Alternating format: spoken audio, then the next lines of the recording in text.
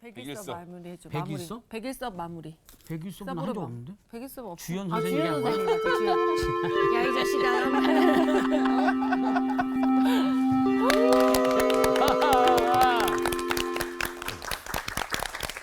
안녕하세요. 예, 안녕하십니까. 뭐 무슨 얘기하고 있었어요? 아, 성대모사, 성대모사. 네. 성대모사? 네. 네. 누구 성대모사를?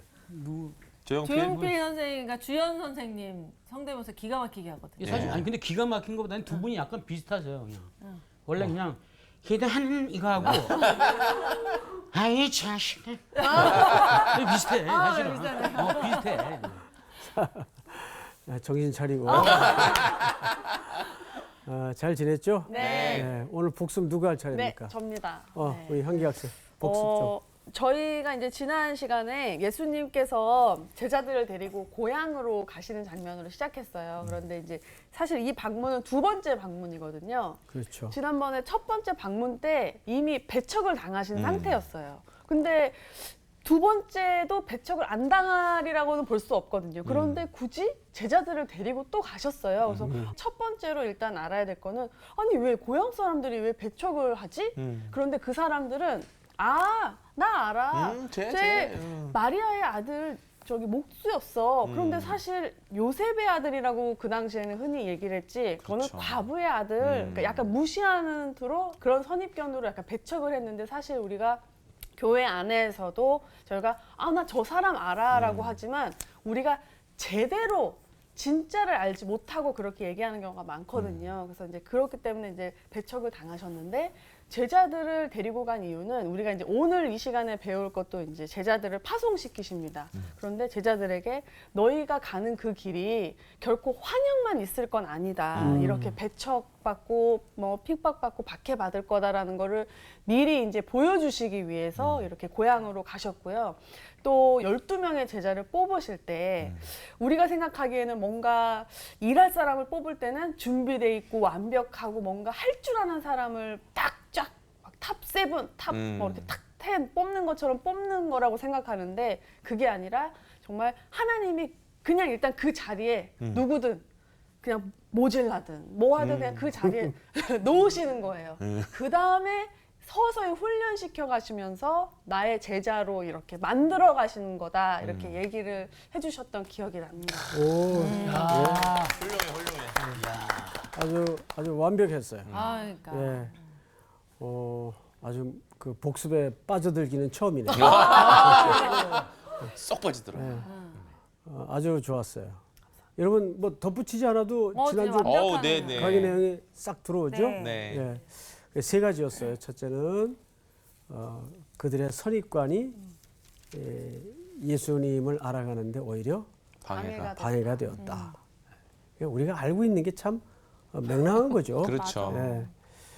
예. 어떤 분들은 그냥 그 사람의 10분의 1도 모르면서 네. 그 아는 척. 다 1밖에 안 되는 그걸 가지고 그 사람을 단죄하고 정죄하고 맞습니다. 평가하고 용감해요. 두 번째는 제자들이 나가야 될 길이 언제나 환호와 박수만 있는 길은 아니다.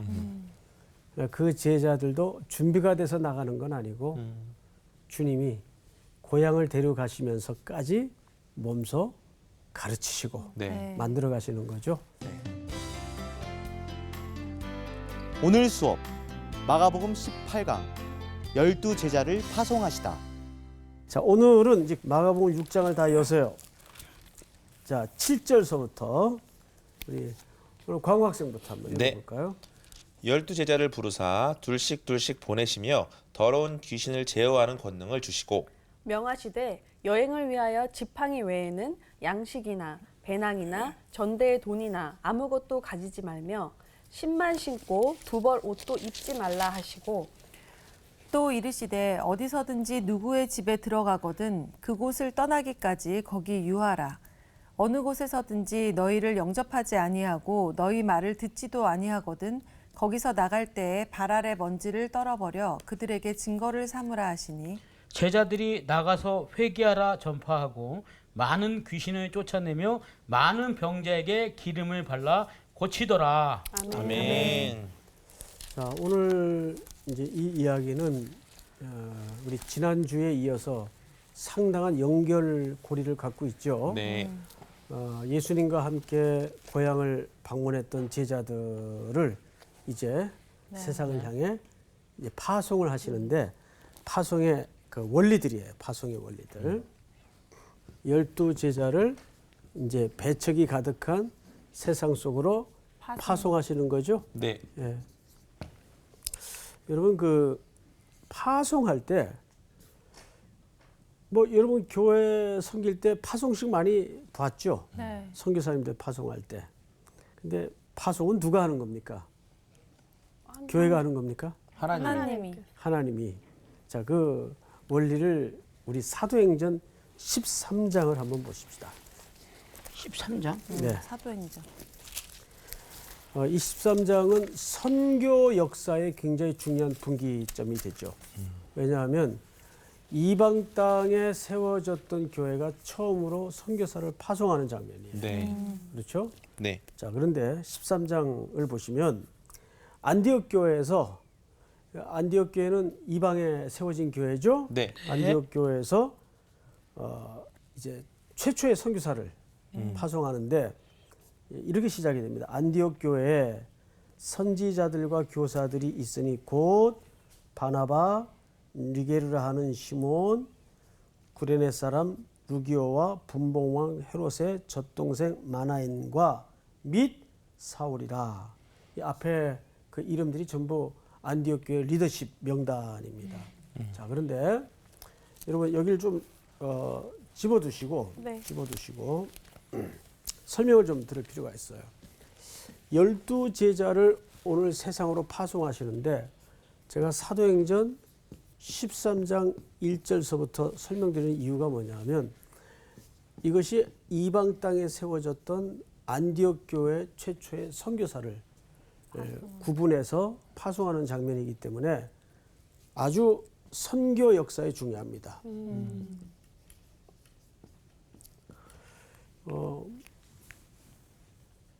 만약에 우리 장광호 학생이 네. 이제 교회 담임으로서 정말 험지에 선교사를 파송해야 되겠다. 네. 이렇게 마음에 확정이 됐을 때 이렇게 여러 청년들이나 또 여러 그 교육자들 중에 정직하게 어떤 사람을 좀 보내고 싶습니까? 당연히 탁월하고 교회 본이 되고 또 성실하고 잘 훈련된 사람을 보내겠다고 얘기해야 되는데 네. 또 뭐 공동체를 실제로 하고 있는 입장에서는 아까워서 정말 그런 그런 마음이 것도 있을 수 있겠다. 예 드네요. 굉장히 현실적인 얘기죠. 맞아. 예. 예. 그 사실 저도 마찬가지예요. 저도 이제 선교사님들 파송하지만 원론적으로는 선교사는 가장 탁월한 분들이 나가는 게 맞습니다. 네. 뭐 지금도 그러리라고 저는 믿고 있고 네. 왜냐하면 그 이방 땅에 최초의 복음이 떨어지고 교회가 세워지는 거예요. 그럼 그분이 가서 어떤 신학과 성경의 방향을 가지고 가르치냐에 따라서 기독교의 내용이 형성되기 때문에 그렇죠. 네. 그러니까 신학적으로도 탄탄한 사람이어야 돼요. 그렇죠. 예. 그리고 당연히 인격과 성품은 말할 것도 없고. 네, 네. 자, 그러면 하나님도 그런 입장에서 사람을 뽑아야 될 텐데 네. 어떻게 뽑나 보십시다. 지금 이 명단은 안디옥 교회 리더십 명단이에요. 네. 근데 헬라 사람들이 명단을 적을 때는 원칙이 하나 있어요. 중요 순서대로 이름을 적습니다. 그러니까 직함이 아무 의미가 없어요. 누가 그 교회에서 가장 중요한 사람인가. 이렇게 쉽게 우리식으로 표현하자면 영향력이 있는 사람인가를 기준으로 명단을 적어요. 네. 그러면 그 명단 한번 보세요. 제일 중요한 사람이 누구예요? 바나바. 네. 예, 바나바. 최고의 리더죠. 네. 그러니까 쉽게 얘기하면 지금 안디옥 교회에서 바나바는 없으면 절대 안 되는 사람이에요. 네. 우리식으로 얘기하면. 이 말은 무슨 뜻이냐면 아예 담임 목사님을 선교사로 보내는 거예요. 뽑아서. 네. 그러면 반대로 지금 그 리더십 명단을 봤을 때 네. 제일 뭐 있어도 되고 없어도 되는 사람 누구예요? 네, 사울. 사울이에요. 사울은 말 그대로 괄호 밖의 인물처럼 및 밑 사울. 밑 사람 맞아. 등등등에 속해 있는 것처럼. 그렇죠. 그러네. 예, 그렇게 돼 있는 거예요. 자, 그러면 한 사람은 제일 없어서는 안 되는 사람이고 한 사람은 있어도 되고 없어도 되는 사람이에요. 왜 사울이 맨 끝에 들어와 있는가 하면 아직 이때는 사울이 네. 기독교 공동체에서 제대로 검증이 안 돼 있는 상황이에요. 네. 그러니까 이름도 바울이라고 안 써주고 왜 그렇죠. 사울이라고 써? 아직 이제 회심한 지 얼마 안 돼서 사람들의 시선에는 야, 제가 회심했다는데 저거 진짠가? 뭐. 그렇지. 아직도 의혹의 눈초리를 초대교회에서 거두지 않고 혹시 스파이 아니야? 그럴 수 있죠. 맞아. 얼마든지. 왜냐하면 이 사람이 과거 한 행동이 너무 그러니까. 험했기 맞아요. 때문에 그렇죠. 도저히 사람들에게 이렇게 쑥 수납이 안 되는 상황이에요. 네. 근데 지금 이 두 사람이 뽑히더라 그 말이에요. 자, 성경을 잘 보세요. 13장. 주를 2절 주를 섬겨 금식할 때 여기 섬겨라는 말은 봉사 그 개념이 아니고 예배를 얘기합니다. 예배를 보통 서비스라 그러죠. 네. 예, 주를 섬겨 할 때는 여기서는 예배를 얘기하는 거예요. 주를 예배하며 금식할 때에 성령이 이르시되 내가 불러 시키는 일을 위하여 바나바와 누구를 따로 세우라. 사울을 따로 세우라. 그래서 결국 온 교회가 금식하고 예배를 드리며 말씀을 듣고 하나님의 뜻을 구하는 가운데 두 사람이 뽑힌 거예요. 네. 성령의 뜻을 따라서. 근데 한 사람은 안디옥 교회에 절대 빠져서는 안 되는 사람이에요. 네. 근데 또 한 사람은 아직 의욕의 눈초리도 거두어지지 않는 있어도 되고 없어도 되는 사람이에요. 네. 이 오묘한 조화를 어찌 생각하시오? 상원 학생. 네? 이 조합이 참 묘하단 말이죠.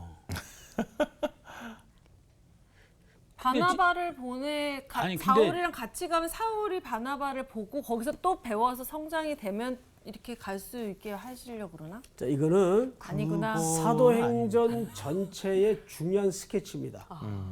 자, 사도행전이라는 책은 모두 28장으로 구성이 되어 있는데 네. 이 사도행전을 통해서 교회의 모습이 드러나고 이방 땅에 복음이 넘어가는 역사를 다 우리가 신약의 역사책이거든요. 네. 보지 않습니까? 그런데 신기한 게 사람이 인위적으로 다니면서 복음을 전하거나 교회를 설립한 기록이 없어요. 전부 사도행전의 역사를 보면 핍박이 일어나서 네. 도망 다니다가 네. 쫓겨다니다가 감옥에 들어갔다가 네. 그렇게 복음이 떨어졌는데 거기서 교회가 만들어지고 거기에서 하나님의 나라가 형성이 돼요. 네. 그러니까 이것은 하나님의 교회는 인간이 인위적으로 계획의 플랜에 의해서 만들어지는 공동체가 아니라는 얘기를 하는 겁니다. 네. 그렇듯이 하나님의 교회 일꾼도 어떻게 세우냐 하면 자, 바나바를 안디옥 교회에서 이 최고의 리더십을 뽑아내는 이유는 뭐냐면 안디옥 교회 이 사람 없어도 하나님이 목회하신다 그 뜻이에요. 우리 같으면 멀쩡히 목회 잘 하고 지금 교회가 부흥되고 있는데 담임 목사님을 성령께서 선교사로 나가라. 그러면 교회가 피켓 들고 난리 났을 거예요. 그렇지. 예? 결사 반대. 상식이 그렇잖아요. 그렇죠. 그러니까 이 바나바를 뽑아내는 것은 무슨 뜻인가 하면 안디옥 교회도 결국은 사람이 목회하는 거 아니다 그 말이에요. 누가 주인이시다?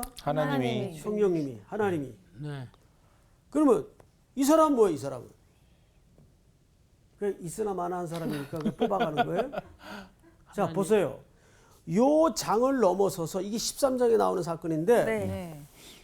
이름이 사울과 바나바로 서열이 바뀌어요. 뒤에 그러네. 가면. 바뀌어. 자, 이 말은 무슨 얘기냐면 선교는 누가 주도한다는 얘기예요. 하나님. 사울을 통해서 주도한다 그 말이에요. 그렇죠. 그 얘기 하려고. 그러니까 그게 무슨 얘기예요? 선교도 걱정 하나님이 마라. 하신다. 검증 안 됐다고 너희들 지금 의혹의 눈초리를 아직 거두지 않고 있는데 선교도 성령님이 하시는 거다. 그 말이에요. 무슨 말인지 알겠어요? 네. 그러니까 지금 예수님이 제자들을 둘씩 세상에 보내시지만 그들을 통해서 하나님이 일하시는 거지 그들 때문에 일이 되는 건 아니에요. 네. 예. 그러니까 사역자들은 하나님의 종들은 착각하면 안 돼요. 네. 내가 설교를 잘해서 내가 리더십이 있어서 교회가 되는 것처럼 오만에 빠지거나 착각에 빠지면 제 표정을 잘 보세요. 야, 표정이 너무 지금 큰일 날 것 같아.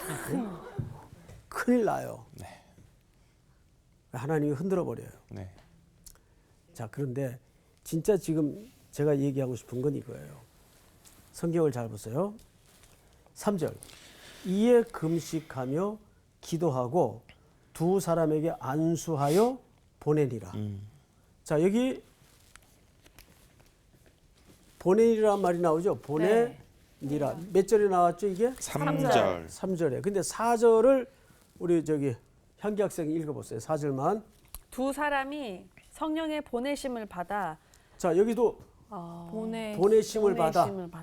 이렇게 돼 있어요. 네. 보내심. 똑같은 단어가 나오죠. 네. 그런데 우리말 성경에는 이 두 단어가 같은 표현을 썼는데 원문에는 완전히 다른 단어입니다. 자, 보시면 3절을 광우 학생이 다시 읽어보세요. 이에 금식하며 기도하고 두 사람에게 안수하여 보내니라. 이건 아폴리오. 아폴리오. 이 말은 이게 사도행전 13장이죠. 네. 아폴리오라는 말은 선교사를 파송한다는 말이 아니에요. 이 말은 무슨 뜻인가 하면 그 사람에게 지워져 있던 모든 의무와 책무를 자유롭게 해준다 그 뜻이에요. 그러니까 지금 바나바는 이 안디옥 교회 가장 핵심 리더십이에요. 그러면 그 사람에게 교회적으로 지워진 부담과 짐들이 있었겠어요, 없었겠어요? 엄청 많았을 것 같아요. 그거를 벗겨준다 그 말이에요. 그게 아폴리오, 벗겨주다, 네. 풀어주다 그 말이에요. 이 아폴리오라는 말은 이 기둥에 밧줄이 묶여 있고 배가 이렇게 떠 있겠죠 바다에 이 줄을 푼다 그 말이에요. 지금 바나바는 지역 교회에 묶여 있었어요. 그 교회 담임 목사격이었으니까. 근데 이제 그 짐을 풀어준다 그 말이에요. 근데 이 풀어준다라는 말 속에는 단순히 자유롭게 해준다라는 의미를 넘어서서 어떤 책무까지 교회가 감당해야 되냐 하면 그 사람의 향후 선교에 대한 경제적인 문제까지. 그래야 자유로운 거 아니에요. 네. 맞아. 너 저기 이제 담임 목사 하지 마. 그 선교만 해. 나가. 집중해. 그러면 뭐 손가락 빨고 선교해요? 안 되죠. 꿈쩍하면 물질이 필요한데. 맞아요. 그래서 진짜 그 사람을 자유롭게 해주려면은 뭐까지 해야 돼요? 경제적인 뒷받침까지 해야 그게 진짜 자유롭게 해주는 거예요. 네. 이해가 되죠, 여러분? 네. 자, 그런데 4절에서 보낸다는 말은 에크펜포라는 말을 써요. 에크펜포. 이 말이 파송이에요. 그러면 4절을 수혜 학생이 다시 읽어보세요. 두 사람이 성령의 보내심을 그만. 받아 그러면 그 보내심은 누가 보내시는 거예요? 성령님이 성령이 보내시는 하나님이. 거예요. 그러니까 파송은 성령님이 하시는 선교사는 교회가 파송하는 게 아니에요. 네. 그러니까 여러분들이 정의를 새롭게 가져야 될 게 뭐냐면 선교사는 성령님이 보내시는 거예요. 네. 네. 그 교회는 뭐예요? 성령님의 결정에 다른 그를 풀어줌으로써 순종하는 게 교회의 책임이에요. 지원해주고 이런 역할. 그렇지. 그렇지. 근데 우리 착각을 해요. 교회가 보낸다고 생각을 해요. 아니요. 교회 이름으로 갈 뿐이에요. 그러니까 뭐 선교사를 교회에서 담임 목사님이 보내는 것으로 오해를 하고 아니에요. 그분들도 다 기도하면서 성령의 인도를 받는 거예요. 네. 그러니까 사람의 종이 아니란 말이에요. 네. 하나님의 종이지.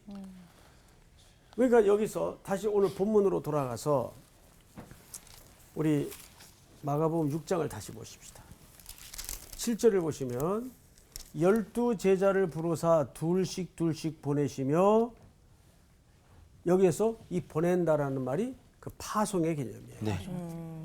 더러운 귀신을 제어하는 권능을 주시고 그다음에 명하시되 이제 여기서부터 그 둘씩 짝지어 떠나 보낸 제자들이 어떤 삶의 태도를 견지해야 될 것인가 이 설명을 지금 하는 겁니다. 여행을 위하여 지팡이 외에는 양식이나 배낭이나 전대의 돈이나 아무것도 가지지 말며 신만 신고 두벌옷도 입지 말라 하시고 자 여러분 이 그림을 보면 무슨 그림을 여기서 연상할 수 있는가 하면 두 가지 물건이에요. 지팡이와 하나는 뭐예요? 신발, 옷 신발이에요. 입고. 이 지팡이와 신발은 구약에 어디에 등장을 합니까? 출애굽. 그렇죠. 맞아. 이스라엘 백성들이 애굽에서 400여 년 동안을 노예살이 하다가 네. 어린 양의 죽음의 대가로 사망이 넘어가죠. 네. 히브리 노예들에게는. 그러면서 그들이 애굽을 떠날 때 그리고 그 유월절 식사를 할 때 네. 하나님께서 친히 유월절을 이렇게 하도록 제정을 했어요. 네. 그래서 그 제정한 내용 중에 하나가 이렇게 돼 있습니다. 허리에 띠를 띠고 손에 지팡이를 짚고 발에 신을 신고 급하게 먹어라. 근데 원래 유대인들은 절대 식사를 그렇죠. 급하게 먹지 않고 소처럼 누워서, 예. 누워서 먹습니다. 그리고 식도락 보통 식사 시간이 공사예요. 오. 한 3시간. 와. 우리 시간 개념으로 이상. 하루에 밥 먹다 끝나는데. 그러니까 그게 무슨 뜻이 되냐면 식사가 단순히 먹는 작업이 아니라 맞아. 교제의 자리. 교제. 그러니까 함께 누군가와 식사를 한다는 것은 가족이 된다는 얘기. 네. 그래서 성경에는 이 식사의 초대가 어마어마하게 중요합니다. 시편 23편 같은 경우에도 원수의 목전에서 내게 뭘 베풀어요? 상을 베푸시. 그 상이라는 말이 잔치상을 얘기하는 네. 거예요. 밥상을 얘기하는 거예요. 그러면 원수의 목전에서 우리 상훈 형제와 나를 하나님이 뭘로 초대해 주신다는 얘기죠? 식사의 자리로 가족으로. 가족으로 식사하는 거. 그렇죠. 식사의 자리. 식사는 못 버리겠나 봐. 못 버리지. 그치, 먹는 거는 버릴 수 없지. 식구고 뭐시고 간에 일단 먹어야 돼. 가족으로 중요하니까. 초대해 주시는 거죠. 가족으로. 네. 가족. 이해가 돼요, 여러분? 네. 네. 예. 그만큼 중요합니다. 그래서 바리새인들이 예수님을 지독히 공격했던 명분 중에 하나가 뭐냐면 당신이 죄인들이란 정통 거죠. 유대인으로 썼지 세리와 창기와 죄인들과 식사를 하느냐. 네. 그러니까 내가 누군가 식사를 한다는 것은 적어도 그 사람과 교제를 원하고 하나가 되기를 원한다는 가족 공동체로서의 초대거든요. 네. 그만큼 이 식사 초대는 굉장히 성경에서 중요합니다. 네. 제가 이제 최근 읽었던 책 중에 하나가 환대와 구원이라는 책이 있어요. 한대와 이 책 혹시 읽어보셨나요? 이 제목 자체가 굉장히 조금 도발적이죠. 네. 왜 도발적이냐면 물론 구원은 은혜로 구원을 입죠. 네. 근데 그 구원이 들어오는 통로는 성경을 뭐 전부 환대를 통해서 구원의 역사가 일어나요. 환대를 통해서. 성경을 잘 보세요. 그만큼 우리 기독교인들에게는 환대가 중요합니다. 네. 자, 성경을 보시면 이렇게 돼 있어요. 9절, 신만 신고 또 두 벌 옷도 입지 말라 하시고 또 이르시되 어디서든지 누구의 집에 들어갔든지 그곳을 떠나기까지 거기 유하라.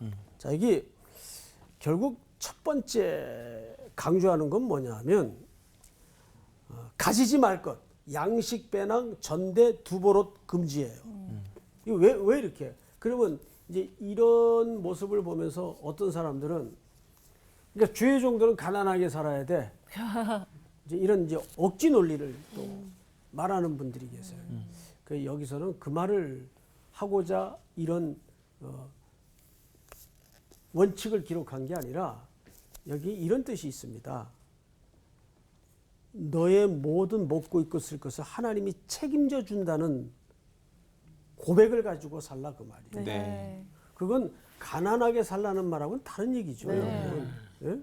그러니까 다시 말하자면 두 벌 옷도 가지지 말고 그 말은 모든 나머지 것은 하나님. 아버지 되시는 하나님이 책임져 주신다. 네. 그 얘기를 성경 기자가 하고 싶은 거예요. 네. 그리고 두 번째 성경을 좀 보십시다.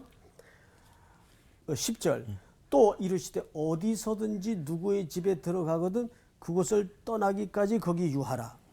이게 무슨 말일까요, 광호 학생? 아무래도 옮기면 좀 상처받지 않을까요? 네. 상식적으로 생각해요. 네. 바로 그것 때문에 그래요. 네, 네. 예를 들어서 내가 저 강화도 쪽에 이제 집회를 갔는데 아, 그럼 모셔야죠. 광호 학생 집에 숙소를 마련해 줬어요. 근데 너무 불편해. 애들은 바글바글거리지. 그 눈에 보이는 것 화장실은 같아. 한 개 가지고 10명이 써야지. 어떻게 저렇게 제대로 잘 아시지? 에이, 시끄럽지. 근데 그 옆에 상훈네 집은 집도 넓은 데다가 너무 다 모든 게 잘 갖춰져 있어요. 네. 화장실도 막 방마다 있고. 럭셔리. 근데 마침 우리 상훈 학생이 이렇게 눈치를 보다가 목사님 이왕 집회 오셨는데 편하게 계세요. 편히 계셔야죠. 그리고 자기 집에 와서 이제 좀 머무시면 어떻겠냐고.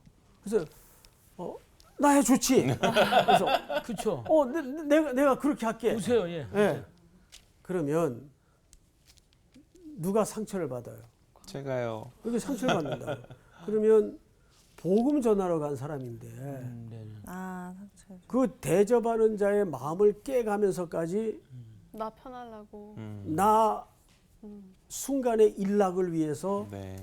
그렇게 하면 되겠냐 그 말이에요. 그래서 안 되죠. 안 되죠. 그러니까 사실은 그런 일들이 비일비재했다 그 말이에요. 네. 아. 그러면 복음이 들어가는 게 목적인데 복음이 들어가려다가 네. 그런 상처로 시험은 못 들어가는 거. 마음 문들을 닫아버리고 그렇죠. 복음은 방해를 받는 거예요. 그런 이유 때문에. 그러니까 굉장히 상식적인 이유 같은데 우리 목회자들이나 주의 종들이나 어떻게 태도를 갖춰야 될 것인가에 대한 매우 섬세한 원리를 네. 아, 여기서 예, 제공해 주는 거죠. 자, 성경을 또 보십시다. 네. 11절.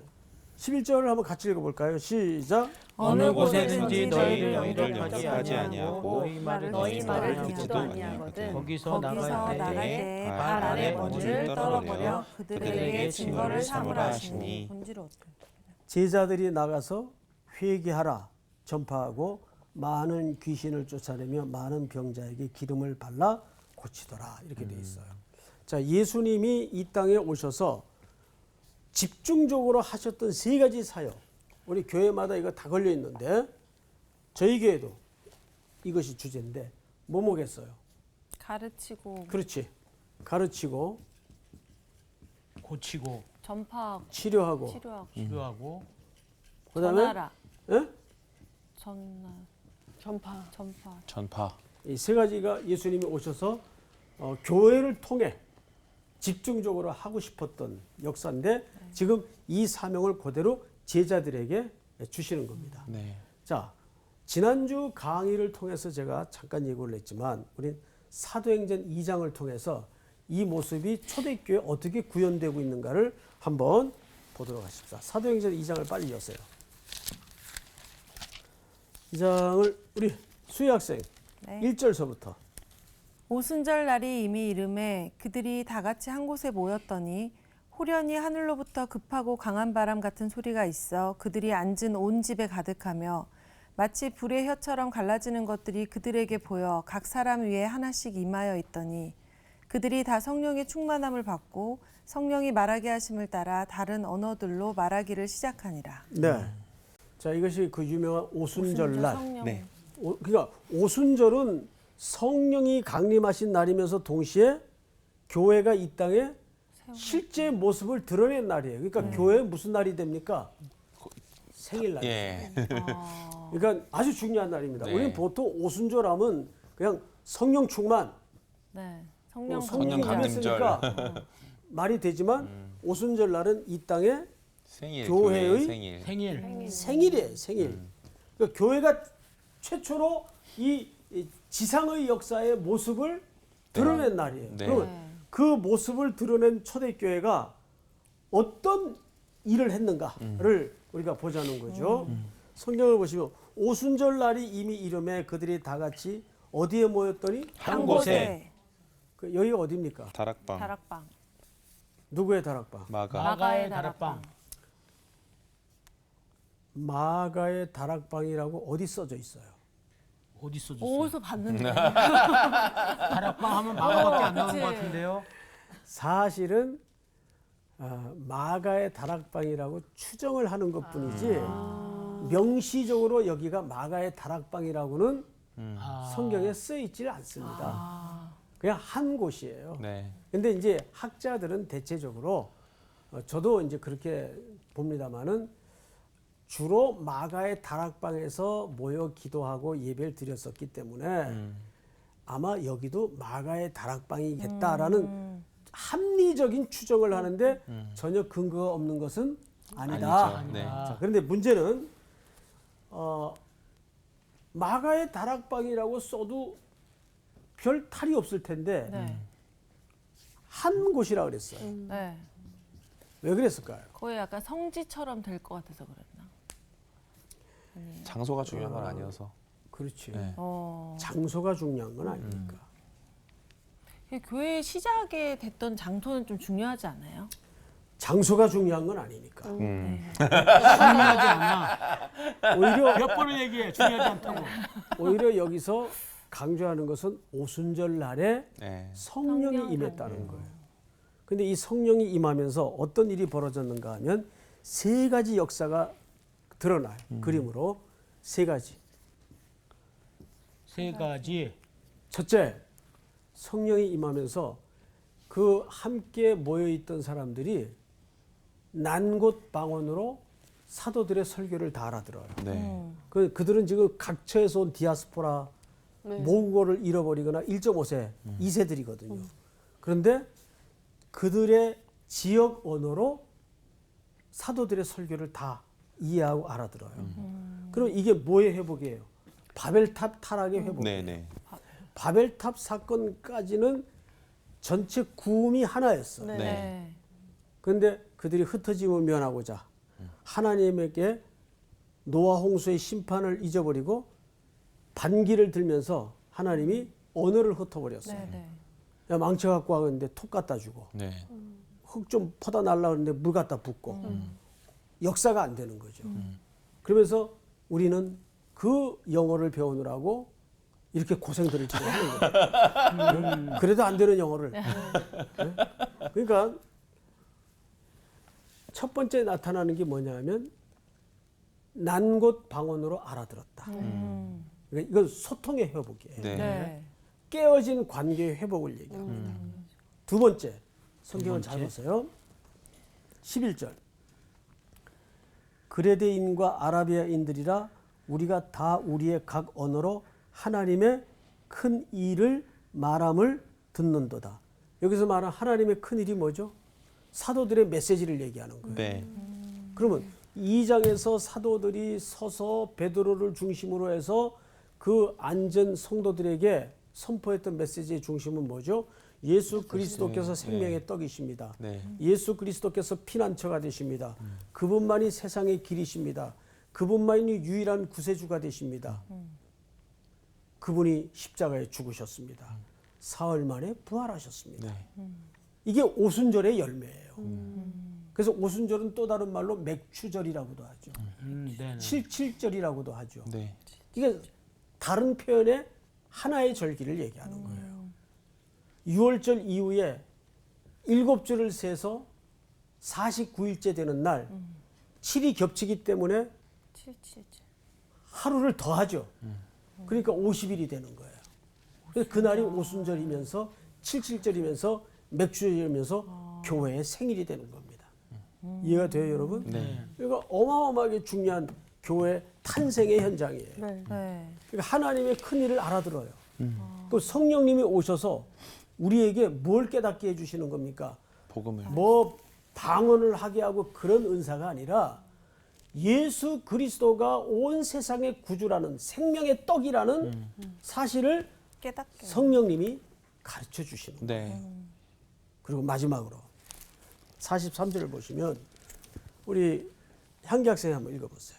쭉 읽었어요. 사람마다 두려워하는데 사도들로 말미암아 기사와 표적이 많이 나타나니 믿는 사람이 다 함께 있어 모든 물건을 서로 통용하고 또 재산과 소유를 팔아 각 사람의 필요를 따라 나눠주며 날마다 마음을 같이하여 성전에 모이기를 힘쓰고 집에서 떡을 매며 기쁨과 순전한 마음으로 음식을 먹고 하나님을 찬미하며 또 온 백성에게 칭송을 받으니 주께서 구원받는 사람을 날마다 더하게 하시니라. 자, 여기 보시면 온 백성에게 뭘 받게 하셨다? 칭송. 칭송을 받게 하셨다. 여기서 말하는 칭송이라는 것은 카리스라는 말인데 그것을 그대로 직역을 하자면 이런 뜻이에요. 온 백성을 후하게 했다 그 말이에요. 이게 의역이 된 거예요. 직역을 하면 사도들이 교회가 그 어려운 공고한 중에 있는 이웃들을 향해서 후하게 대했다 그 말이에요. 고아와 과부와 나그네들을 향해서 후하게 대했다 그 말이에요. 그러면 무슨 뜻이에요? 그러니까 그 사람들이 자연히 그 칭송을 누구에게로 돌리겠어요? 하나님께 돌리고 교회로 돌리고 사도들에게로 돌리고 네. 그 말을 이렇게 의역을 한 겁니다. 자, 그러면 오늘 예수님이 둘씩 짝을 둘이라는 것은 증인의 수죠. 네. 그러니까 짝을 보내어 세상으로 파송한 이유는 바로 초대교회가 이 땅의 모습을 드러낼 때 행했던 이 일들을 위해서 오늘 우리를 향해 명령하시고 있다는 것을 놓쳐서는 안 됩니다. 네. 자, 오늘 공부는 여기까지. 감사합니다. 시간이 너무 훅 갔어. 막 갑자기 끝난 것 같은 느낌. 근데 어쨌든 하면서 느끼는 게 우리가 선교사님들 후원을 하잖아. 네. 근데 금액을 떠나서 어쨌든 그분들이 거기 사역을 잘하게끔 돕는 게 정말 우리가 가지 못한 사람들이 해야 될 일이라는 게 우리가 해야 될 큰 일인 것 진짜 맞아. 그런 생각이 더 들었어. 사실 내가 지금 교도소 가서 지금 그 사역을 하고 있는데 깜짝 놀랐어. 현지가 계속 오는 친구가 있어. 마약 사범이거든. 근데 내년에 이제 출소하면 우리 교회 오겠다고 계속 얘기를 해.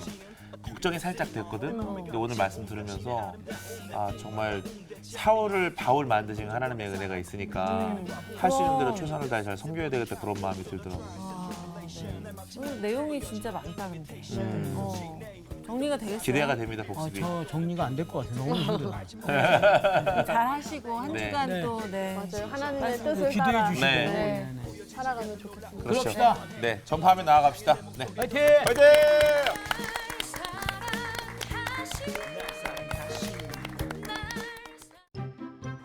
이번 주 퀴즈입니다. 다음 중 예루살렘 성벽 재건에 걸린 기간은 며칠일까요? 1번 50일, 2번 51일, 3번 52일. 정답을 아시는 분들은 CBS 성사학당 홈페이지에 정답을 올려주시거나 우편으로 보내주시면 됩니다. 선정되신 분들에게는 대한성서공회에서 발행한 성경 통독을 위한 최고의 자습서 성경 2.0, 세상을 바꾸는 복음 매거진 크리스채너티 투데이 1년 정기 구독권, 성서학당 선생님들의 저서 중 하나를 드립니다.